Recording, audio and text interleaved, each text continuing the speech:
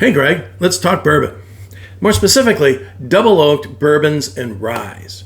So, the reason for this conversation is that I recently got my hands on Bardstown Discovery Series number 13, or in other words, Disco 13. Now, this is a double oak product. It is double oaked in American and Hungarian casks. It's really good. Recently had it in a blind. Now, it didn't do terribly well in the blind. It was up against some tough competition. It does have some char oak to it that you can get that really charred flavor to it, kind of hanging out in the back of the palate, and it kind of hurt it a little bit in the blind. That being said, all the other notes about everything else is really nice. It's really tasty. Glad I have the bottle. So I want to put it now in a blind where it's just up against other double oak products. So, looking around at my shelves, I've got 6 or 7 toasted bottles. I've got 2 or 3 bottles that are finished with just oak staves. Is that the same thing? Yeah. And then I have 7 bottles that are double oaked. That's exactly how they're labeled. They are double oaked. So I think my favorite size for a blind is 6. I think 6 just works really well. It's it's enough that you can't necessarily get carried away with one or the other. That you get mixed up in terms of which one is which, but yet it's enough that you can keep things straight. So I think it's a good size. I'm willing to go up to an 8 wide blind, and I'm willing to go down to 4. I don't like a blind smaller than 4. But when you go get a blind that's larger than 8, I've done a 10 wide blind before. I've done 9 a few times. I don't know, it gets a little unruly. It's hard to keep track of that many glasses, especially since I'm not taking notes. I'm doing this off the top of my head. It's hard to keep track of it all. So I have 7 bottles. So I'm not going to include any of the toasted bottles. I'm not going to include the bottles that were finished in oak staves. I am just doing the double oak products, and that is 7 for me. And so I think that fits nicely in terms of the size of a blind. So what else do I have?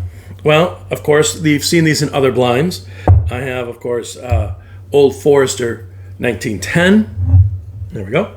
I have Peerless Bourbon Double Oak. This is a single barrel of it. Single barrel number 2 double oak. And I, of course, can't have this without this bottle. The Sagamore Rye Double Oak. So I've got these. They're all great. I used to have a couple of other double oak products on my shelves that they've gotten drank up and are gone. The one in particular that I'm kind of miss is the Woodford Reserve Double Oak. I actually, while Woodford Reserve Double Oak, blinded okay for me, but it never really won anything. But that being said, I just loved that bottle. And I liked it so much I drank it up. So I am half tempted to run out and buy it again, which is interesting because so far, I've got 120 bottles on my shelf, right? I'm kind of new to this. Got 120 bottles that are open on my shelf. And to date, I have never bought back a bottle. So I have probably drank up 30 or 40 of them. At least 30. One exception. A bottle of Buffalo Trace. I've drank up a bottle of Buffalo Trace and replaced it. But that's the only bottle I've ever replaced. Now I have upgraded, but I've never bought back the same thing. So I am considering doing that with the Woodford Double Oak. Maybe I might by the time I do this blind, and if I do, of course, then I'll have 8 if I do that. But we'll see. So this is what will be in the blind. These 3 bottles over here. These 3 are unopened and have been in my basement. And this one for a couple of weeks. These 2 here for 6 months. And but they're all double oaked. and I'm going to be opening them today, and that's what the point of this video is that we're going to dive into these bottles here, opening them up for the first time, seeing what they're like. I'm going to let them, get a chance to breathe for a few days before they're in a blind with these bottles. All right, so let's put these aside. And this is what we're talking about today. So, as you can see, I have 3 bottles now, the first one is Peerless Double Oak Rye. Now, this one is not a single barrel like that one is. This one is a small batch. But I got a story about it. So, I've been to the Peerless Distillery several times. I love that place. I think they're doing a great job. So, the master distiller was going to do our flight for us. And yes, the master distiller was doing this.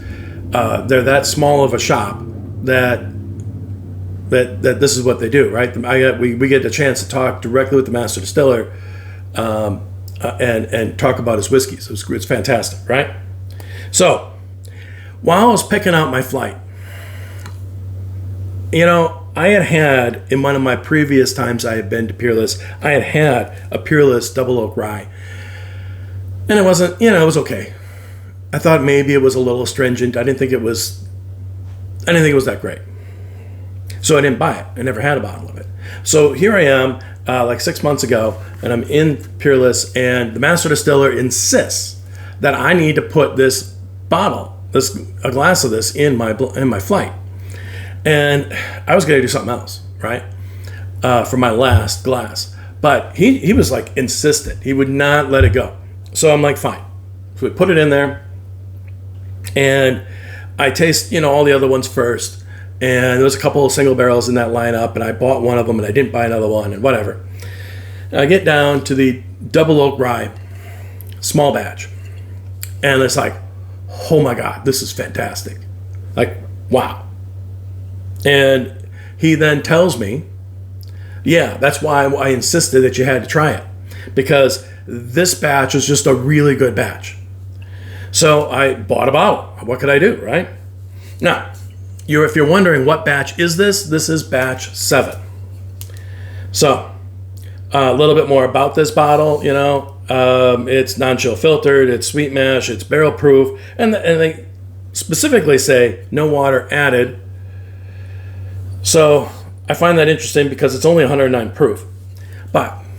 So there we go. That is the Peerless Double Oak Rye, small batch number 7. Right? Now, next, we've got Walleye Rum. This is their malted rye, and they call it double barrel. So what I find interesting about the Walleye Rum is that it doesn't say double barrel anywhere on the label. It's the same label as the non-double barreled. They rely on this tag to tell you that this is the double-barreled one.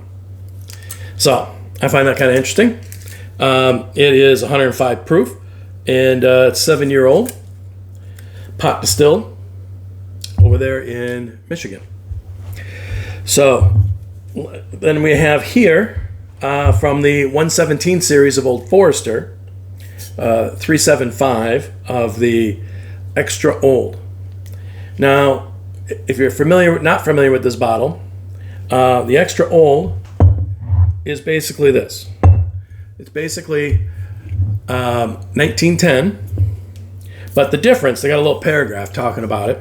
The difference is that the 1910 is put in a heavily charred barrel for 7 to 9 months for the double barreling, whereas this Extra Old, they leave it in the heavily charred barrel for an additional 18 months.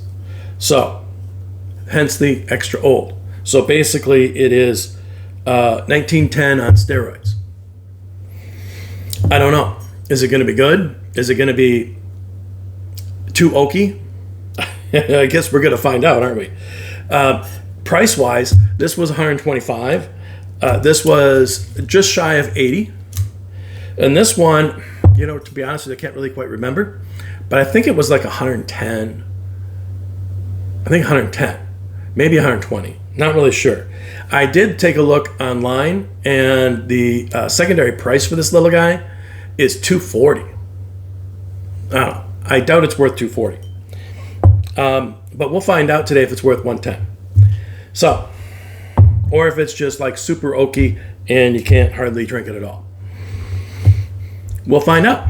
That's what we're here for, right? So, let's dive in. So,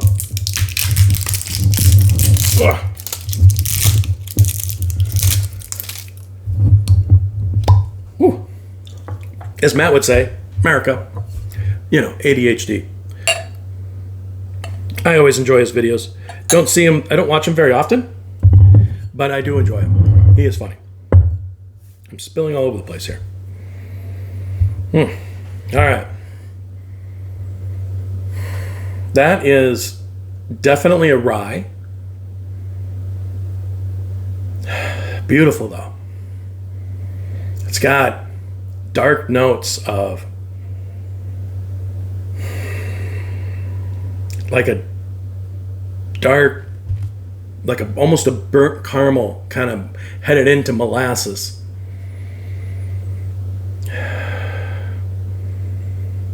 Yet there's a little confectionery sugar running around in there.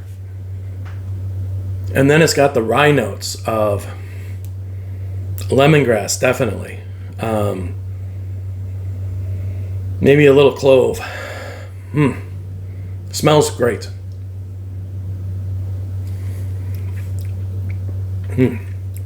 Wow. I am glad I brought this bottle. Wow.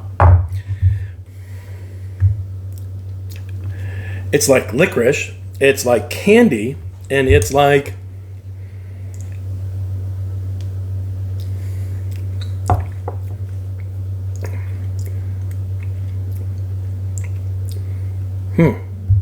what's the third thing? I'm tasting like three things at once.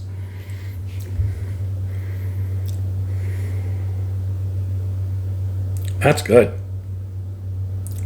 Almost up.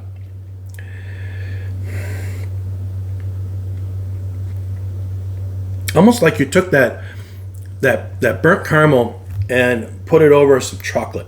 It's got a little bit of that dark caramel and chocolatey flavor.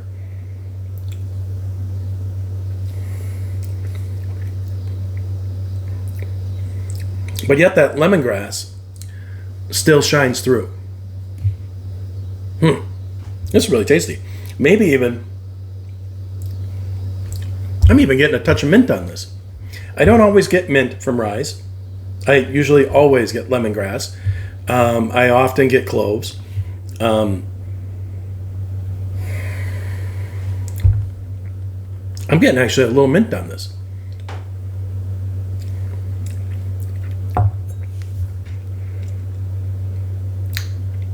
Yeah, I can see now why I bought it. Very tasty. The licorice, I guess I would say it's more of a, and I also said it's kind of candy-like, right? So, as a child, my mom used to like to make a lot of holiday candies, right? And cookies and all this stuff. And one of them is that she made this anise candy. Now, growing up, that's how we pronounce it. We pronounce it as anise. I know that there's been some debate by some of these YouTubers, and they've kind of settled on pronouncing it anise.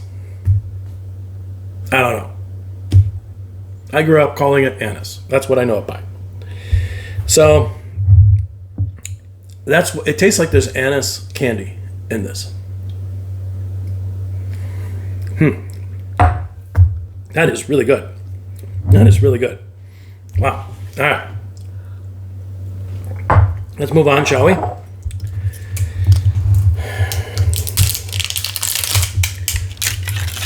going to take a little bit of cheese here. Try to cleanse the palate. All right, Matt. America. There you go. That'll be the last time I do that. I just think it's funny. I think it's a good time. Anyway, let's try this. I have never owned a walleye rum before. I recently found this one and the American single malt.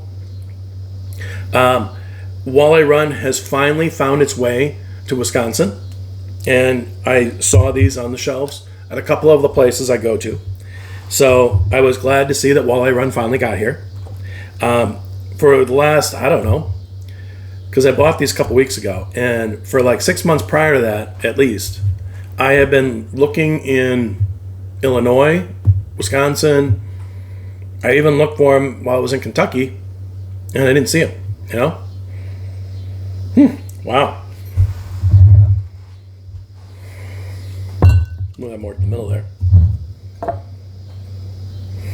This is really nice.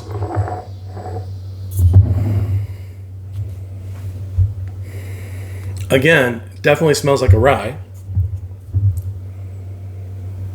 It's not as dark as the Peerless. The Peerless really gets into those dark notes. This Walleye Run does not. It comes across very much as not only the lemongrass, but lemon itself. It smells citrusy.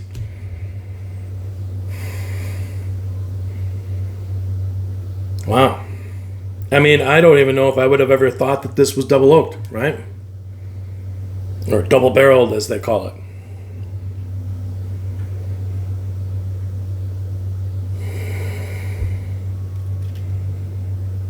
I do get some cloves in it.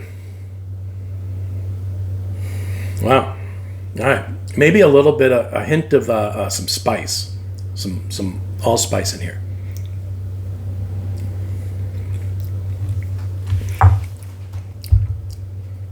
That's nice. It is citrusy. It is lemon, but it is. What else is that?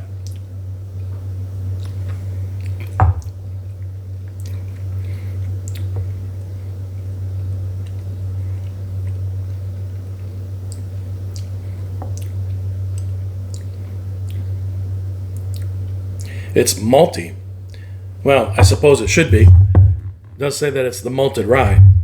It's very malty. I think that's what I was trying to figure it out, wrap my head around it. Like, what is this that I'm tasting?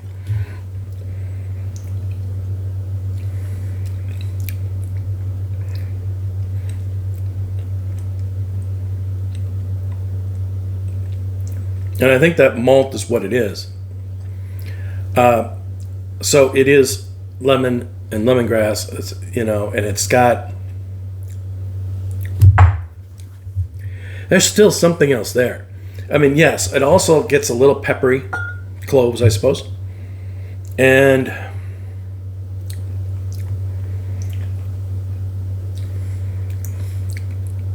there's some sweetness. But the sweetness in this, whereas this one had like kind of a confectionery sugar on top, this one's more of a granular sugar. And maybe a little vanilla. Yeah, I would say there's definitely some vanilla in this. But there's something else. And I think that something else is floral.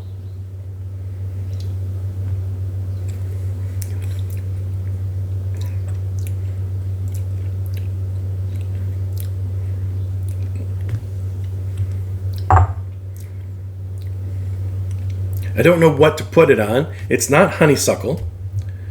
It's not clover.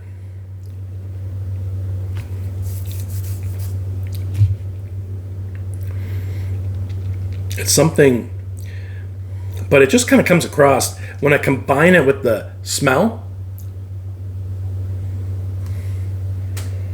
Because there is a floral note on the nose as well.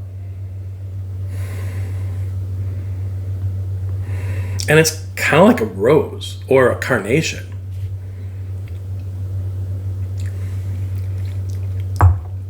Now, I've never tasted a rose or a carnation. I wouldn't know what that tastes like. But it does kind of have that aroma on the nose. This is really tasty. I'm not sure which one I'm more impressed with. I like them both. All right. And I've heard good things about this Walleye Run. That's why I was excited to finally find it. All right, now we're going to open up. I saved the extra old for last. Technically, this is more expensive. Even if I only paid $110 for it, then I paid $125 for this. This is only a $375, right? So this is the more expensive one. And here we go. We're going to see if this is too aged or not.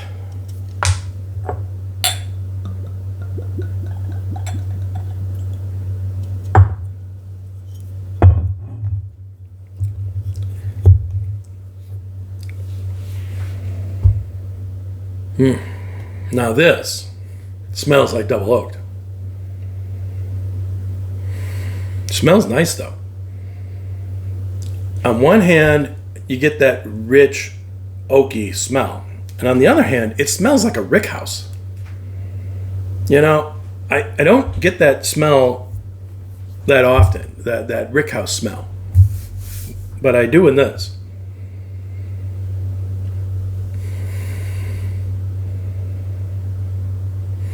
And what is that rickhouse smell? I don't know. It's kind of a cream corn with really sweetness to it, and it's sawdust, and it's I don't know. It's hard to explain what that rickhouse smell is.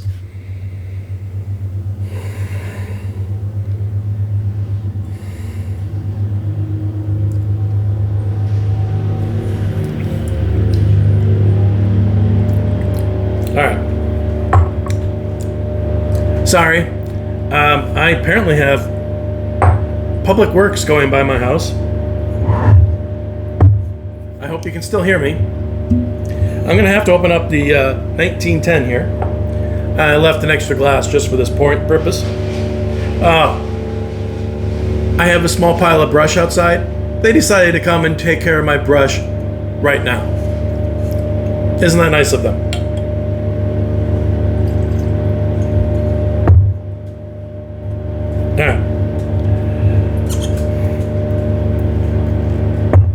Try compare it here with the 1910. Okay, the 1910 has a very similar nose. I can't believe they chose to do this now. Anyway, so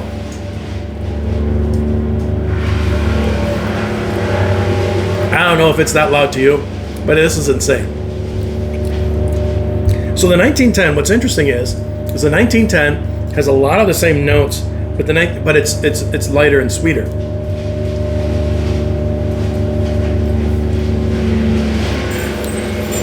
And it's kind of like a molasses in this glass of 1910. Whereas the 117 here, extra old,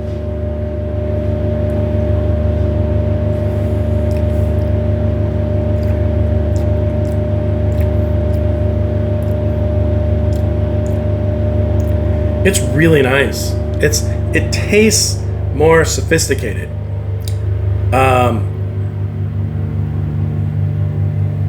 Thank goodness they drove away. It was a small pile of brush. You can't make this stuff up, right? All right. I used to live in the city of Milwaukee, and Public Works in City of Milwaukee was just a mess, right? You know, you couldn't get hardly anything done, right? It was like pulling teeth. Village of Butler, oh my goodness. They're always right on top of it, right away, boom. It's just amazing, the difference. All right. That being said, I gotta tell you, this extra old, it tastes sophisticated. It tastes older than the 1910.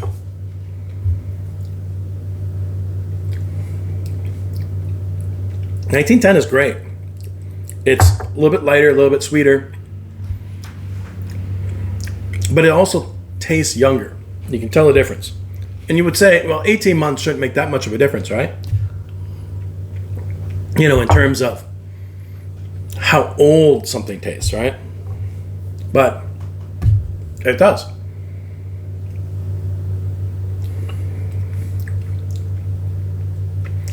Whereas this one has kind of a molasses flavor to it.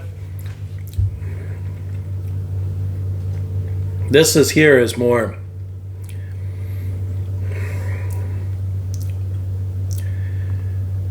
like it's more of a brown sugar, I would say. And it's like oak, brown sugar. There's a hint,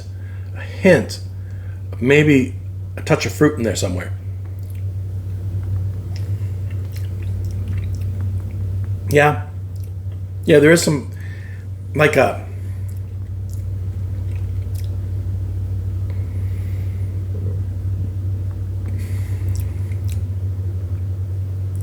pear.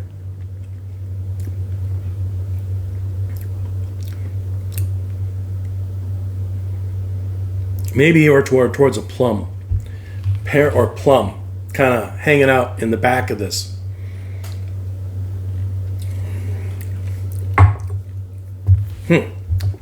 Well, I am not disappointed in any of these. I do worry that the extra old, as good as it is good. I'm glad to see that I didn't waste my money on it. It is not overly oaky. It is not astringent. None of these are. I worry that the extra old is going to get overwhelmed. It's got this great, nice, sophisticated taste to it, but it doesn't smack you up inside the face, right? These two here do exactly that. These two are like, boom, hey, look at me. Now, of these two, I gotta say that the Peerless definitely smells and tastes like it's double oaked. It's deep, it's rich.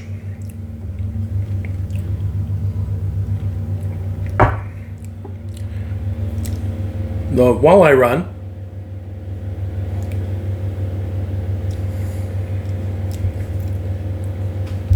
it's a little bit on the darker side, but not as much as the Peerless. But it doesn't have a lot of anything being imparted to it from the oak, you know. Not like the Peerless, not like the 1910 or the extra old. It's. I don't know if I would have realized that this is a double barrel unless without seeing it on here. They're still driving around the neighborhood if you can hear them, but at least they're not right out front anymore. You know, I'm actually even getting a little bit of honey out of this one. Yeah, I'm starting to get some honey on this walleye run, man. It's really good. Yeah, now he's doing my neighbors. Yeah, down the street here. Nice.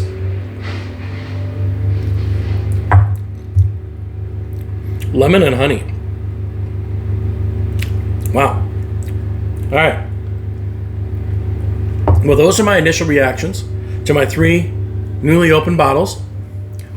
I am very glad that I did indeed buy these. They are all really good.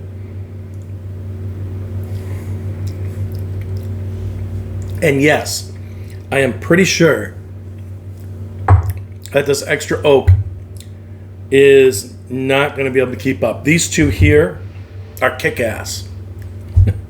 And this one is really nice and sophisticated, but